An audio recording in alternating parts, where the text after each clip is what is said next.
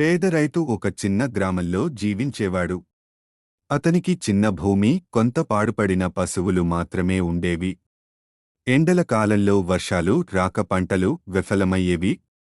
అయినా తన కుటుంబాన్ని పోషించడానికి కష్టపడి పనిచేసేవాడు. పండిన పంటలతో కన్నతండ్రిలా గ్రామంలోని వారికి సహాయం చేసేవాడు.